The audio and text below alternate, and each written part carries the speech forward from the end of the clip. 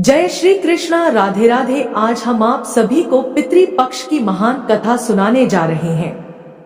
कहा जाता है कि इस कथा को सुनने से समस्त प्रकार के पितृदोष समाप्त होते हैं। इस कथा का ध्यानपूर्वक श्रवण करने मात्र से ही मनुष्य के कोटि कोटि पाप नष्ट होते हैं और उसे अपार धन, संपत्ति और सुख समृद्धि प्राप्त होती है। पितरों की कृपा से उसके सभी दुख और दोष समाप्त होते हैं और सुखी जीवन प्राप्त होता है। यह महान कथा भगवान शिव ने गरुड़ जी को सुनाई है। आइए सुनते हैं इस कथा को। श्रोताओं, एक समय की बात है। गरुड़ जी अपने मन में जिज्ञासा लिए भगवान विष्णु के पास आते हैं और उन्हें प्रणाम करते हुए कहते हैं, हे प्रभु, पितृपक्ष में पितरों की पूजा करने से कौन सा फल मिलता है? पितृपक्ष के दौरान पितरों की शांति के लिए कौन से उपाय करने चाहिए? भगवान विष्णु कहते हैं, हे गरुड़, तुमने आज उत्तम प्रश्न किया है। तुम्हारे इस प्रश्न में समस्त मनुष्य जाति का कल्याण छिपा हुआ है।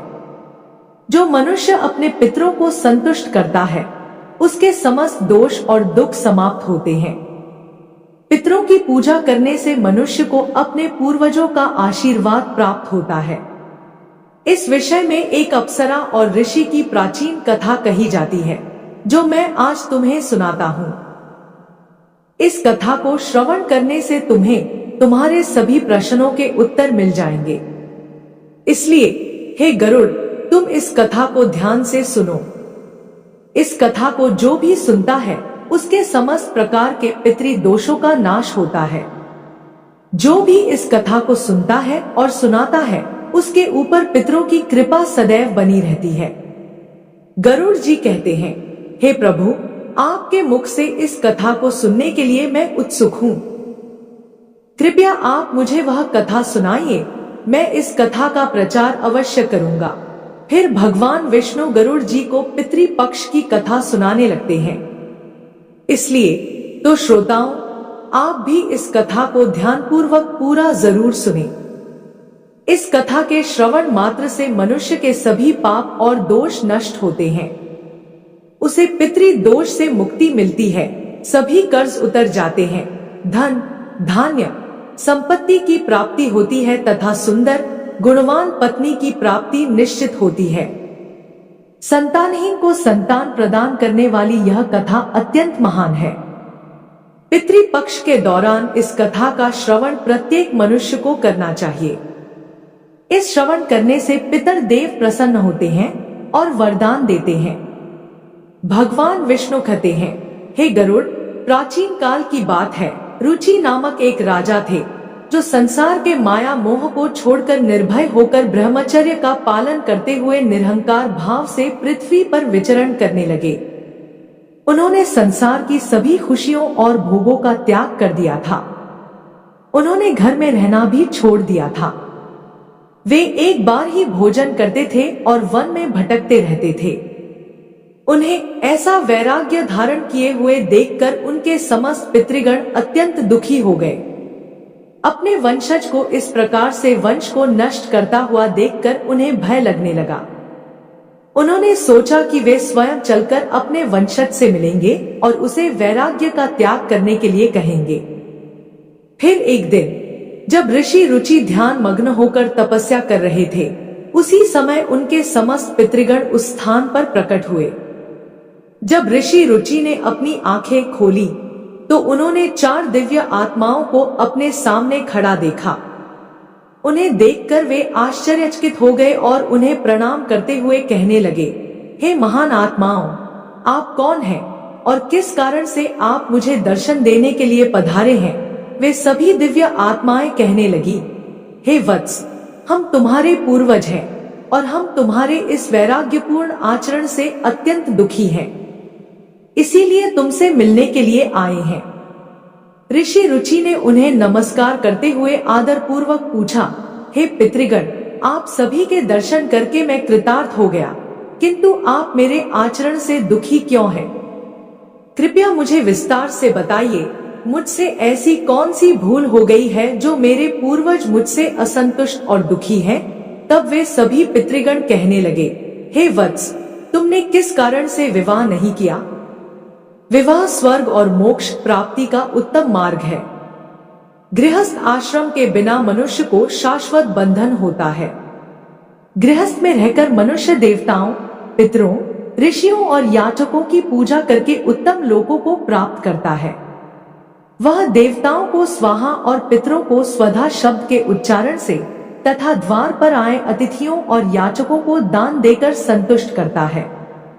विवाह न करके और संतान को उत्पन्न न करके तुम देव ऋण तथा पितृजनों के ऋण से मुक्ति नहीं पा सकोगे। संसार में रहने वाले मनुष्य, ऋषि तथा अन्य प्राणियों के लिए भी तुम प्रतिदिन ऋणी ही हो रहे हो। संतान की उत्पत्ति के बिना तुम स्वर्ग को कैसे प्राप्त कर सकोगे? देव पूजा, पितृ तर्पण तथा संन्यास ग्रहण किए बिना तुम्हें स्वर्ग की प्राप्ति नहीं होगी। सभी पितृ कहते हैं, हे पुत्र, यदि तुमने विवाह नहीं किया तो यह अन्याय केवल तुम्हें कष्ट ही देगा। मरने के बाद तुम्हें नरक की प्राप्ति होगी और अगले जन्म में भी कष्ट भोगने होंगे। फिर ऋषि ने अपने पितरों से कहा, हे पितरों, जीवन में विवाह करना अत्यंत दुखदायक है। इससे पाप का संग्रह होता है और अंतकाल में यह अधोगति प्रदान करता है। इसी विचार से मैंने स्त्री के साथ विवाह नहीं किया है।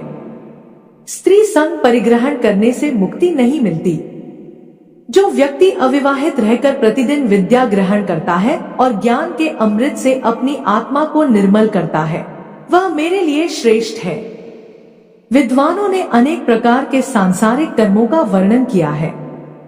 इसीलिए मनुष्य को अपने इंद्रियों पर संयम रखकर तत्व ज्ञान के जल से आत्मा को शुद्ध करना चाहिए।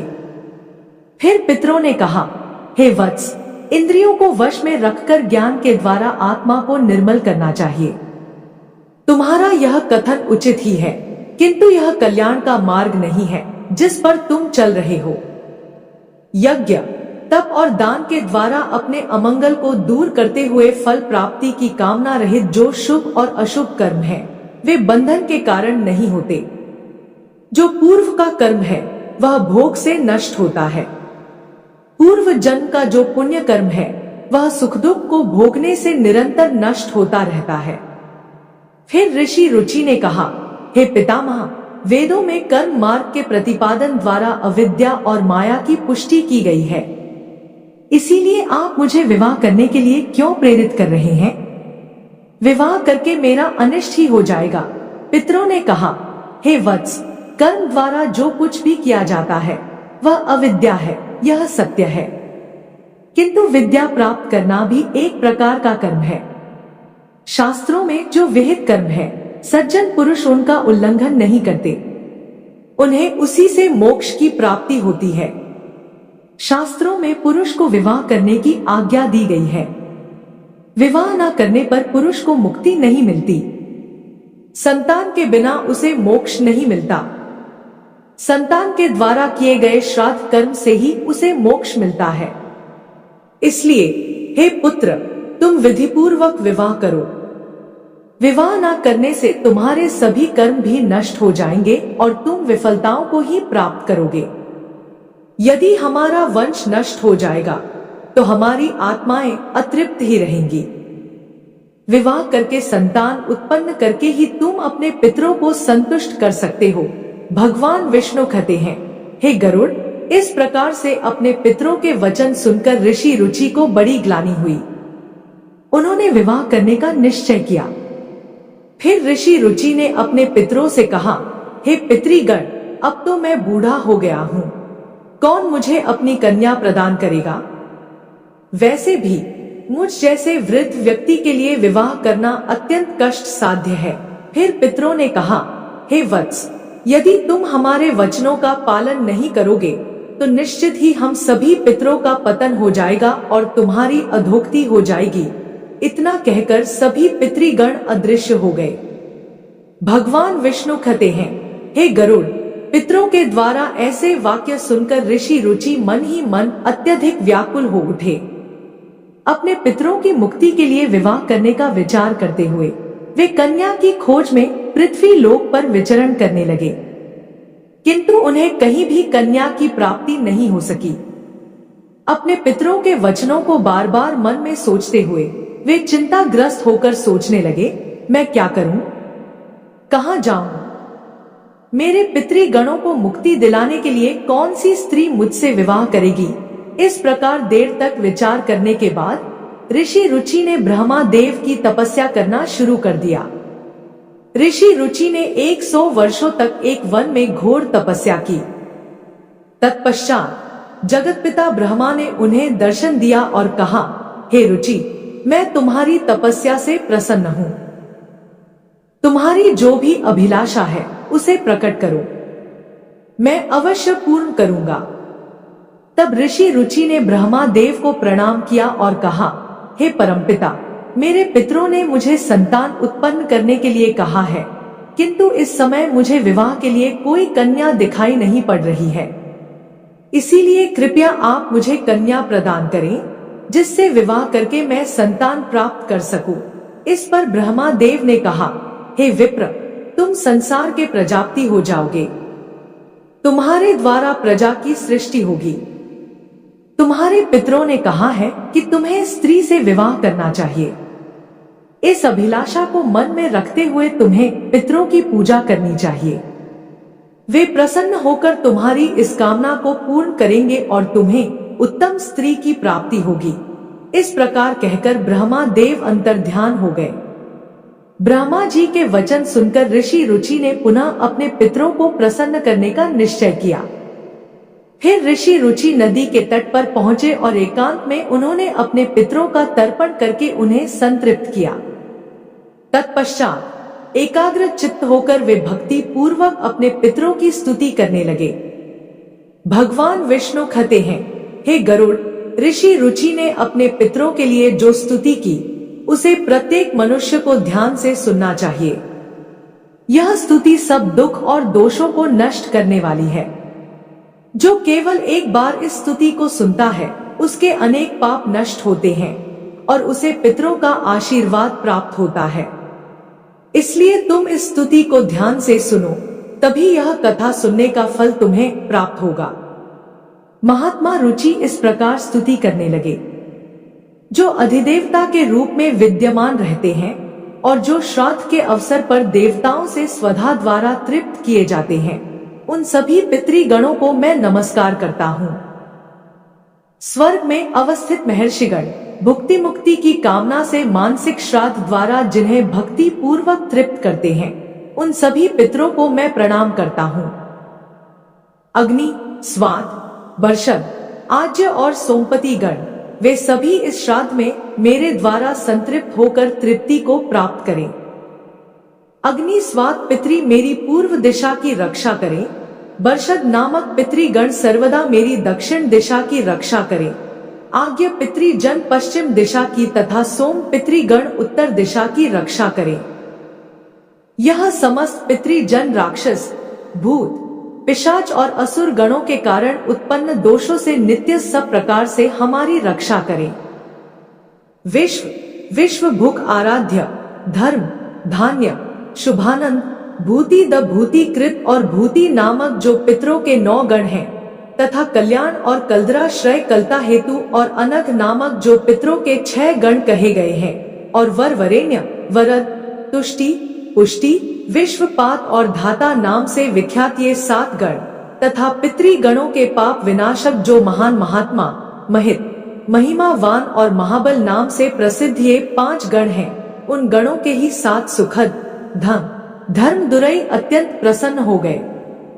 और उसी समय एक दिव्य तेज उत्पन्न हुआ जो आकाश मंडल में चारों ओर व्याप्त हुआ।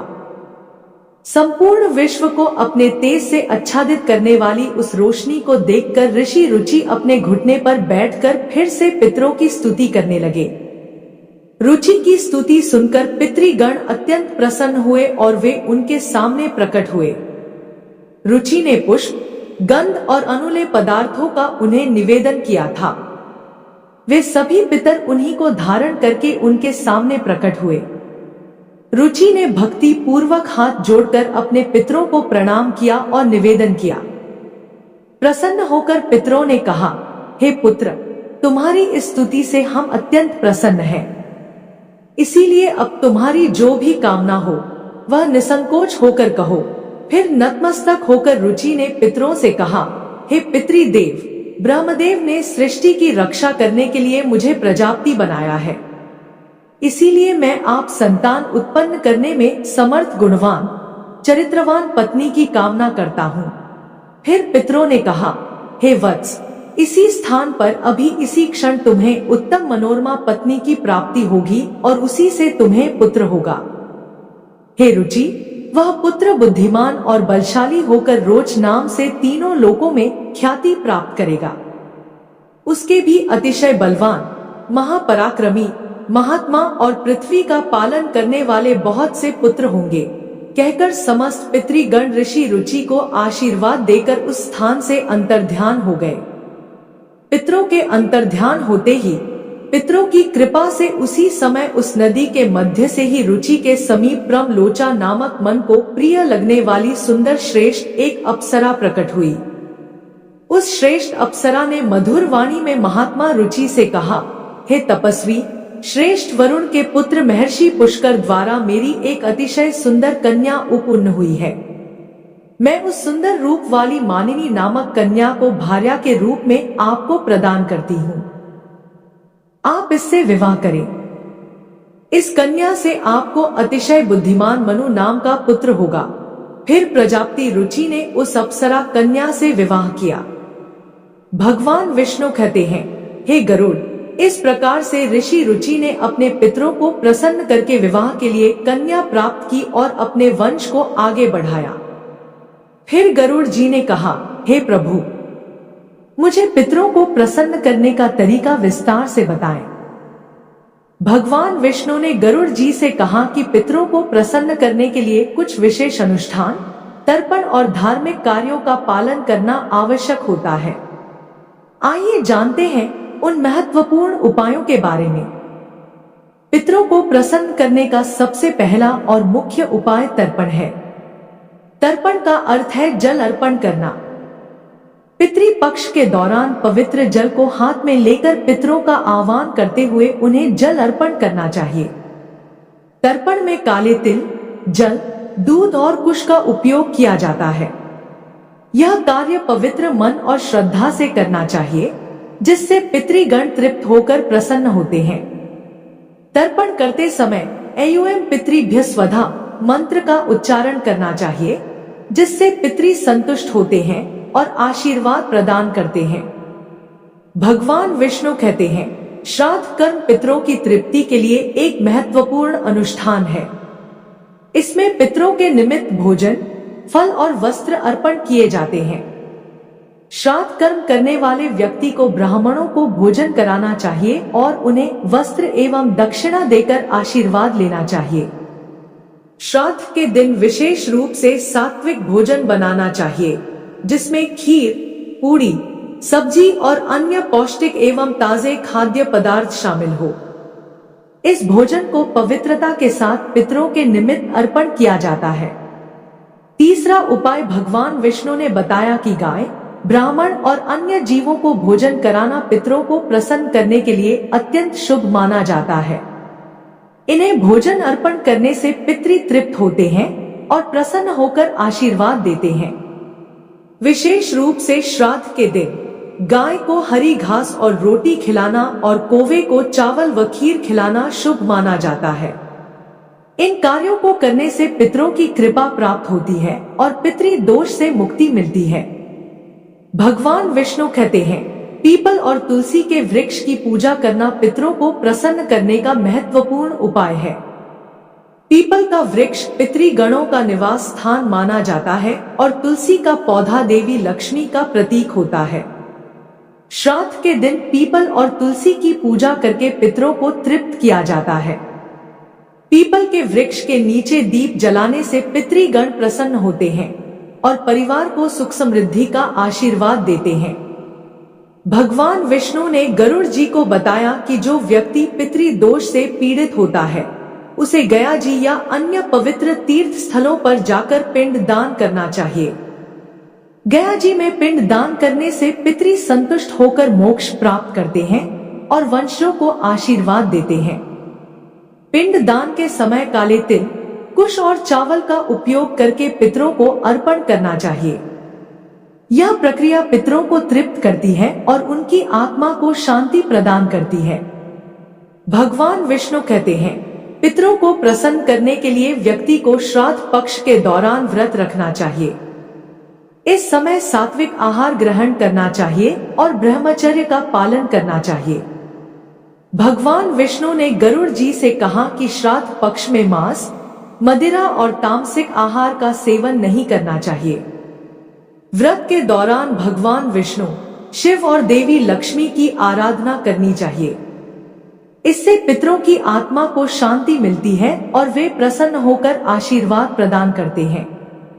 भगवान विष्णु कहते हैं, पितरों को संतुष्ट करने के लिए गरीबों, ब्राह्मणों और साधुओं को अन्न दान और वस्त्र दान करना चाहिए। यह कार्य विशेष रूप से श्राद्ध पक्ष के दौरान करने से पितरों की आत्मा को तृप्ति प्राप्त होती है। अन्न दान और वस्त्र दान से मनुष्य को पुण्य की प्राप्ति होती है और पितृ दोष से मुक्ति मिलती है। इस कार्य से पितृ प्रसन्न होकर घर परिवार की सुख समृद्धि का आशीर्वाद देते हैं। भगवान विष्णु ने बताया कि पवित्र नदियों, विशेषकर गंगा में स्नान करके पितरों के निमित्त जल अर्पण करना अत्यंत शुभ माना गया है। गंगा जल पितरों की तृप्ति के लिए सर्वोत्तम होता है, जिससे पितृ दोष समाप्त होते हैं। गंगा में स्नान करने से व्यक्ति के पाप धुल जाते हैं और पितरों की आत्मा को शांति मिलती है। इस कार्य से पितृ प्रसन्न होकर आशीर्वाद प्रदान करते हैं।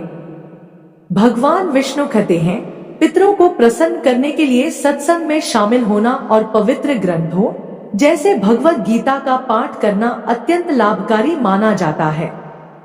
पितरों की शांति के लिए गीता के 11वें अध्याय का पाठ विशेष रूप से लाभकारी होता है। भगवत गीता के पाठ से पितरों की आत्मा को शांति मिलती है और उनके वंशजों पर उनकी कृपा बनी रहती है। भगवान विष्णु ने गरुड़ जी को यह भी बताया कि जो व्यक्ति इन उपायों को श्रद्धा और विश्वास के साथ करता है, उसे जीवन में सभी प्रकार के सुख और समृद्धि प्राप्त होती है। पितरों की कृपा से उसके समस्त दोष समाप्त होते हैं और परिवार में शांति बनी रहती है। इन उपायों को नियमित रूप से करने से पितृ दोष से मुक्ति मिलती है और पितृ प्रसन्न होकर वंशजों को आशीर्वाद देते हैं। भगवान विष्णु ने गरुड़ जी से कहा, हे गरुड़, जो भी व्यक्ति इन उपायों का पालन करता है, उसे पितृ दोष का कभी सामना नहीं करना पड़ता और उसके पितृ सदैव प्रसन्न रहते हैं। इस प्रकार भगवान विष्णु ने पितरों को प्रसन्न करने के विभिन्न उपाय विस्तार से बताए, जिन्हें हर व्यक्ति को पितृ पक्ष में करना चाहिए। तो श्रोताओं, इस प्रकार से गरुड़ पुराण में पितृ पक्ष की कथा का वर्णन किया गया है। उम्मीद है आपको यह कथा पसंद आई होगी। कमेंट में जय श्री हरि विष्णु लिखना ना भूलें।